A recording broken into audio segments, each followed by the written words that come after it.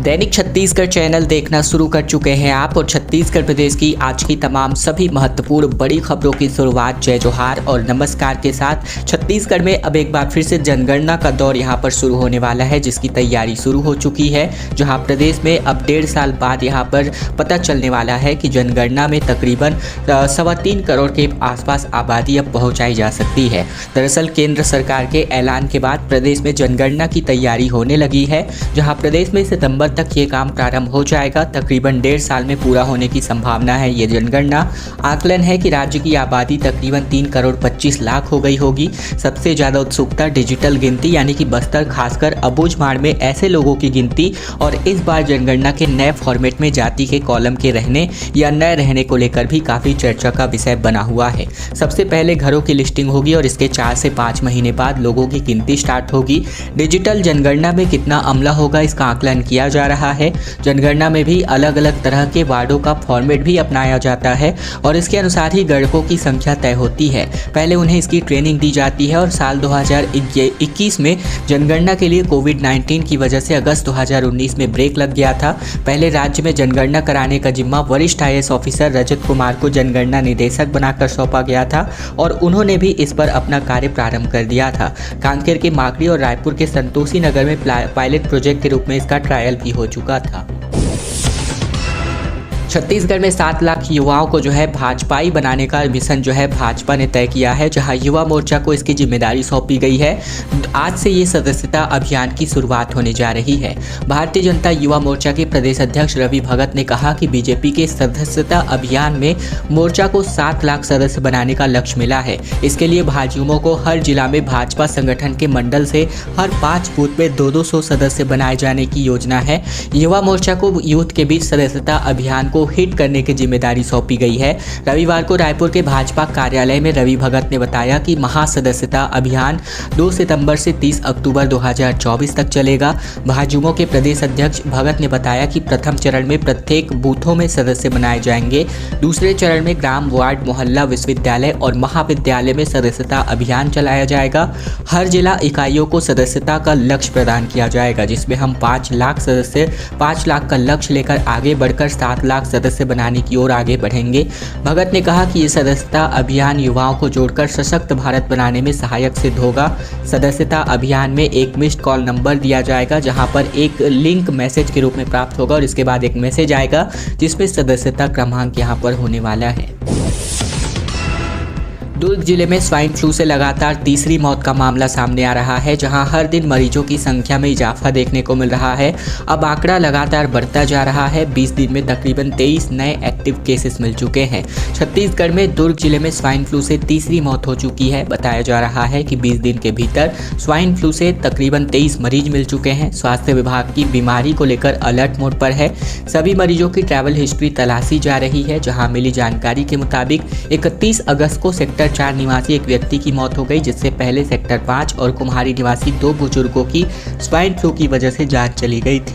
ये पुष्टि स्वास्थ्य विभाग ने की है। तो वहीं भिलाई में इसका संक्रमण अधिक देखने को मिल रहा है। 30 अगस्त को एक ही दिन में 3 नए मरीज मिले हैं और सभी भिलाई के कोहका कैंप और पदम नगर क्षेत्र के हैं। तीनों मरीजों को रायपुर के निजी अस्पताल में भर्ती कराया गया है।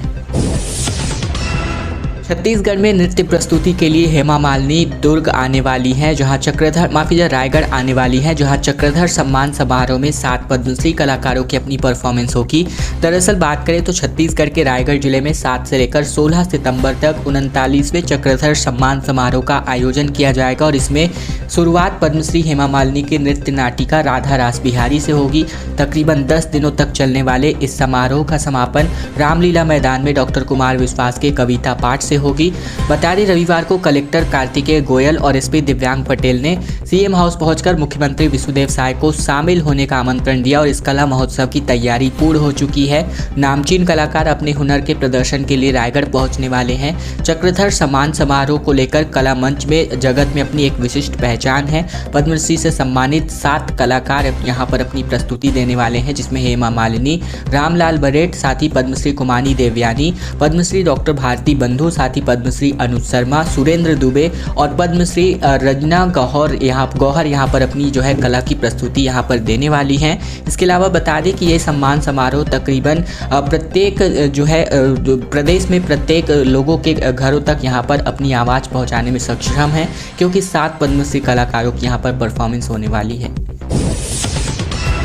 कोरबा के 2 गांवों में डायरिया फैल गया, जहां 30 से ज़्यादा ग्रामीण पीड़ित हो गए। स्वास्थ्य विभाग ने इसके लिए शिविर लगाया, जबकि कई जिला अस्पतालों को रेफर किए गए हैं। ये जो पूरा मामला है छत्तीसगढ़ के कोरबा जिले के पाली विकास खंड के अंतर्गत 2 गांव के डायरिया की चपेट में आने को लेकर है, जहां सूचना के बाद स्वास्थ्य विभाग हरकत में आया है। जानकारी के अनुसार खैरा डुबान के दौरी कलारी और चैतमा के भलवा मुड़ा गांव में तकरीबन 40 लोग डायरिया से प्रभावित हैं। गांव के प्रत्येक घर में लोग पीड़ित हैं। स्वास्थ्य विभाग को मामले की जानकारी लगी तो गाँव में कैंप लगाने का निर्देश जारी किया गया। साथ ही स्वास्थ्य कर्मचारी ने बताया कि प्रभावित में से कई मरीजों को बेहतर स्थिति में ले जाया गया है, जहाँ कई मरीजों को स्टेबल करने के बाद अन्य स्थिति में रेफर करने की कार्यवाही की जा रही है। इसके अलावा विकासखंड चिकित्सा अधिकारी डॉक्टर अनिल सराफ ने बताया कि दौरी कलारी में तकरीबन डायरिया की शिकायत के बाद फौरन कार्यवाही की गई, जिनमें 16 में से 9 लोगों को ठीक कर लिया गया है। इसके अलावा बात करें तो एक स्थान पर गंदगी जमा होने और उसके नज़दीक से ही पानी की आपूर्ति होने से डायरिया फैलने की आशंका होती है, और इस बात को ध्यान में रखते हुए कनेक्शन यहाँ पर कटवा दिया गया है। बैंक अपनी एक रिपोर्ट तैयार कर रहा है, जहां छत्तीसगढ़ से बड़ी खबर, जहां 150 करोड़ से ज़्यादा लावारिस रकम ऐसे हैं जिसे कोई लेने नहीं आया है। दरअसल छत्तीसगढ़ के बैंकों में 150 करोड़ रुपए से भी ज़्यादा पैसे ऐसे खातों में जमा है जिन्हें लेने कोई ही नहीं लेने आ रहा है। बैंकों ने इन खातों को निष्क्रिय मान लिया है। ऐसे खातों को 3 से 10 साल के बीच हो चुके हैं। चूँकि किसी भी खाते में 2 साल से तक अगर किसी भी तरह का लेन देन नहीं होता है तो बैंक उसे निष्क्रिय की सूची में डाल देता है, और उसके बाद उसमें दोबारा ट्रांजैक्शन शुरू करने में कई तरह की प्रक्रियाओं से गुजरना पड़ता है। इसीलिए लोग अपनी ही जमा रकम बैंकों में नहीं आते हैं। इस वजह से ये रकम करोड़ों तक पहुंच चुकी है। बैंक अफसरों का कहना है कि हर साल ऐसे खातों की संख्या बढ़ती ही जा रही है। इनकी संख्या तकरीबन 1 लाख के पार हो चुकी है। सबसे ज़्यादा रायपुर में इनएक्टिव खाते हैं, जहाँ राजधानी के अलग अलग बैंकों में 60 करोड़ से ज़्यादा की रकम ऐसी है जिसे लेने कोई नहीं आ रहा है। बैंक के अफसरों ने जानकारी लेने पर पता चला कि ऐसे निष्क्रिय खातों को दोबारा शुरू करने की प्रक्रिया से बचने लोग इन खातों को दोबारा शुरू कराने की बजाय नए खाते खुलवा लेते हैं, और ऐसे इनएक्टिव खातों को दोबारा शुरू करने के लिए कोई भी शुल्क नहीं लगता। बावजूद इसके लोग खातों को दोबारा शुरू नहीं करवा रहे हैं, जिसकी वजह से ये जो इतनी बड़ी रकम है वो लगातार बढ़ती जा रही है। दीपक बैज ने कहा कि 8 महीने में 600 से ज़्यादा यहाँ पर रेप्स हुए हैं। दरअसल महिला अपराध पर प्रदेश भर में प्रेस कॉन्फ्रेंस को लेकर बड़ी खबर है, जहाँ आज हर जिले में कांग्रेस अपना प्रदर्शन इस दुष्कर्म के बढ़ते मामले को लेकर करने वाली है। छत्तीसगढ़ कांग्रेस अब महिला अपराध को लेकर उग्र प्रदर्शन करने वाली है, जहाँ बीते दिन प्रदेश भर में कांग्रेस नेता इसको लेकर प्रेस कॉन्फ्रेंस किए। आज प्रदेश के प्रेस कॉन्फ्रेंस करेंगे। साथ ही 3 सितंबर को प्रदेश के हर जिलों में विरोध प्रदर्शन यहाँ पर किया जाना है। पीसीसी चीफ ने इसकी जानकारी देते हुए बीजेपी सरकार पर आरोप लगाए हैं। प्रदेश अध्यक्ष दीपक बैज ने कहा कि 8 महीने में राज्य में महिलाओं के खिलाफ कुल 3094 अपराध पंजीकृत हुए हैं। तकरीबन 600 से ज़्यादा बलात्कार की वारदात हुई है। भाजपा सरकार के 9 महीने के शासन में छत्तीसगढ़ में महिलाएं असुरक्षित हो गई हैं, और इससे ज़्यादा दुर्भाग्यपूर्ण और क्या हो सकता है। दरअसल दीपक बैज ने रविवार को मीडिया में बातचीत में कहा कि छत्तीसगढ़ में दिनों दिन महिलाओं के प्रति अपराध में मामले लगातार बढ़ते जा रहे हैं। सरकार नाकाम है और इस वजह से कांग्रेस के लोग सड़क पर उतरकर इस घटना का विरोध करने वाले हैं। दरअसल बात करें तो यहाँ पर दीपक बैज ने रायपुर में हुए गैंगरेप को रेप बताया, ये बातें कही। दरअसल अपराधों को गिनाते हुए इन्होंने दावा किया कि रायपुर नया बस स्टैंड में एक महिला के साथ सामूहिक दुष्कर्म हुआ। दूसरे दिन रिपोर्ट लिखी गई, वो भी दुष्कर्म की, वो भी गैंगरेप को नकार दिया गया। यहाँ भी पुलिस अपराधियों को सजा देने की बजाय उन्हें बचाने में लगी हुई है। ये बातें इन्होंने प्रेस कॉन्फ्रेंस में बीते दिन कही। बालोद के कुर्दी में 111 फीट का तिरंगा फहराया गया, जहां जन सहयोग से वीर सपूत पार्क बनाया गया है। छत्तीसगढ़ महतारी और पूर्व प्रधानमंत्री की मूर्ति का भी अनावरण किया गया। छत्तीसगढ़ विधानसभा अध्यक्ष डॉक्टर रमन सिंह ने बालोद जिले के गुंडरदेही विकासखंड के ग्राम कुर्दी में 111 फीट के ऊंचे तिरंगे ध्वज का लोकार्पण किया। ये ध्वज ग्राम पंचायत और ग्रामीणों के सहयोग से वीर सपूत उद्यान में स्थापित किया गया है।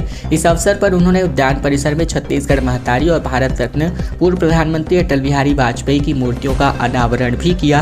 इस दौरान डॉक्टर रमन सिंह ने 3 जिला सहकारी केंद्रीय बैंक और कोलिहामार में सामुदायिक स्वास्थ्य केंद्र के जीर्णोद्धार सहित अन्य विकास कार्यों की सौगात भी दी। साथ ही 111 फीट ऊंचे तिरंगे ध्वज के स्तंभ का अनावरण। छत्तीसगढ़ का ये पहला गांव है जहां पर ये हुआ है। यह शहीदों की स्मृति को जीवित रखने के लिए एक अभूतपूर्व प्रयास है। सड़क के लिए धरने पर तकरीबन 10 गांव के ग्रामीण अब इकट्ठा हो गए हैं, जहां रायगढ़ में 54 घंटे से इनका अनिश्चितकालीन हड़ताल जारी है। बोले नई सड़क बनाकर दीजिए तभी हम हड़ताल से हटेंगे। दरअसल छत्तीसगढ़ के रायगढ़ जिले के तमनार ब्लॉक में ग्रामीण जर्जर सड़क बनवाने की मांग पर अड़े हुए हैं। पिछले 54 घंटे से 10 गाँव के ग्रामीण धरने पर बैठे हुए हैं। सुबह 10 बजे से गारे स्कूल के पास से शुक्रवार सुबह 10 बजे से उनका अनिश्चितकालीन आंदोलन जारी है, जहाँ यहीं पर रहकर रुक कर और खाना बनाकर अपना आंदोलन करने को विवश है। जहां शनिवार को तमनार एसडीएम ने ग्रामीणों को आंदोलन समाप्त करने की समझाइश दी थी। उन्होंने कहा था कि सड़क से मिट्टी हटाकर व्यवस्थित कर दिया गया है, लेकिन ग्रामीणों का कहना है कि मिट्टी हटाने से काम नहीं चलेगा। बारिश होने पर एक बार फिर कीचड़ होगा। नई सड़क बनाकर दीजिए, जिस पर एसडीएम और तहसीलदार लौट गए। दरअसल रात में ग्रामीण वहीं सो गए और वहीं खाना बनाकर एक बार फिर वहीं प्रदर्शन में सम्मिलित हुए। लैलूंगा विधायक भी यहाँ पर पहुंची हुई थी, जहाँ 10 गाँव के ग्रामीण यहाँ पर इकट्ठा हुए हैं, जहाँ पेलमा, उर्बा, गारे, हिंजर, लालपुर, बेलूपारा, कोसमपाली, साथ ही पाता, मुड़ा गांव, सराई टोला गांव के सैकड़ों ग्रामीण यहां पर धरने पर बैठे हुए हैं। और अब खबर सुकमा से आ रही है, जहां बारिश से उफान पर नदी नाले दिखाई दे रहे हैं, जिसकी वजह से नेशनल हाईवे 30 पर सड़कों के ऊपर से पानी बह रहा है। कई राज्यों के यात्री यहां पर फंसे हुए हैं। सुकमा में पिछले 3 दिनों से हो रही रुक रुक कर तेज बारिश की वजह से बारिश का प्रभाव सुकमा जिले में देखने को मिल रहा है। बारिश के प्रभाव की वजह से नदी और नाले एक बार फिर से उफनते नजर आ रहे हैं। तो इस बीच सुकमा जिले में 2 अलग अलग स्थानों पर नालों में पानी भर जाने की वजह से राष्ट्रीय राजमार्ग 30 पर सड़क के ऊपर से पानी बह रहा है, जिसकी वजह से 5 से 6 घंटों के अंतराल में आवागमन प्रभावित नजर आया, जहां बड़ी संख्या में मालवाहक गाड़ियों के अलावा अन्य वाहनों की आवाजाही भी सुरक्षा कारणों की वजह से मौके पर पुलिस बल की तैनाती कर दी गई, जिसकी वजह से इनको रोका गया। इसके प्रभाव से छत्तीसगढ़ से आंध्र प्रदेश और तेलंगाना जाने वाले मार्ग में प्रभावित नजर आया, जबकि एर्राबोर के पास और दोरनापाल के पास 5 राज्यों के यात्रियों का जाम जो है यहाँ पर देखने को मिला। बता दें कि सुकमा जिले में सुकमा से कोंटा के बीच आधा दर्जन स्थानों पर पुल की ऊंचाई कम होने की वजह से हल्की बारिश में भी सड़क पर पूरी तरह से पानी जो है यहाँ पर बहने लग जाता है, जिसकी वजह से ये जाम की स्थितियां निर्मित होती है। और अब खबर आ रही है 300 हेक्टेयर से ज़्यादा जमीन वापस सेवा भूमि में दर्ज हो चुका है। दरअसल छत्तीसगढ़ के गरियाबंद के 48 गांव के कोटवारों के 184 टुकड़े में बिक्री किए गए 94.45 हेक्टेयर सेवा भूमि की रजिस्ट्री अब शून्य हो गई है। एसडीएम के आदेश के बाद तहसीलदार ने विक्रय भूमि को सेवा भूमि में एक बार फिर से विलय कर दिया है। जिले भर में 300 हेक्टेयर से ज़्यादा की भूमि की वापसी हुई है। 2 दिन पहले ही देवभोग तहसीलदार चितेश देवांगन ने एसडीएम कोर्ट से मिले निर्देश पर देवभोग तहसील में बिक्री हो चुके 94.45 हेक्टेयर सेवा भूमि से क्रेताओं का नाम हटाकर राजस्व रिकॉर्ड में वापस सेवा भूमि दर्ज करने की कार्यवाही की है। साथ ही सेवा भूमि के B1 में इसे अहस्तांतरणीय दर्जा दिया गया है, ताकि भविष्य में इसकी बिक्री भी ना हो सके। और अब खबर छत्तीसगढ़ के धमतरी से आ रही है, जहां गांव के टॉयलेट में एक तेंदुआ फंस गया, जहां युवक ने इसको बाहर से बंद कर दिया।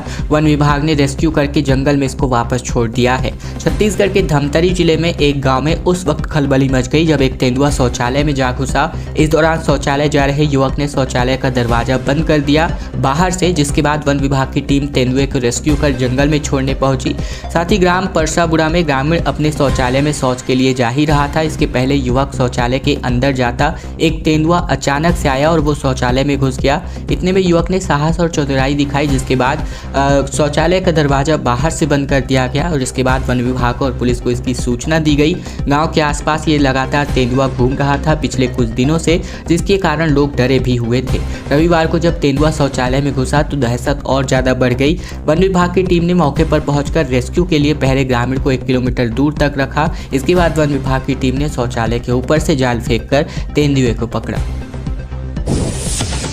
और अब खबर सीएम साय ने भाजपा सरकार में कानून व्यवस्था को लेकर तीखे सवाल किए। जहां कांग्रेस सरकार में बिलासपुर के थानों में रेट लिस्ट लगाने की बात कांग्रेस विधायक करते थे, ये बातें इन्होंने कही। दरअसल बिलासपुर में मुख्यमंत्री विष्णुदेव साय ने कहा कि राज्य में भाजपा की सरकार आने के बाद कानून व्यवस्था की स्थिति में लगातार सुधार आया है। कांग्रेस सरकार के समय पुलिस की स्थिति यह रही थी कि कांग्रेस के सिटिंग विधायक रहे शैलेश पांडे थानों में रेड लिस्ट लगाने का बयान दे चुके हैं। कांग्रेस सरकार में उन्हीं के विधायक द्वारा पुलिस व्यवस्था पर सवाल खड़े करना शर्मनाक स्थिति को दर्शाता है।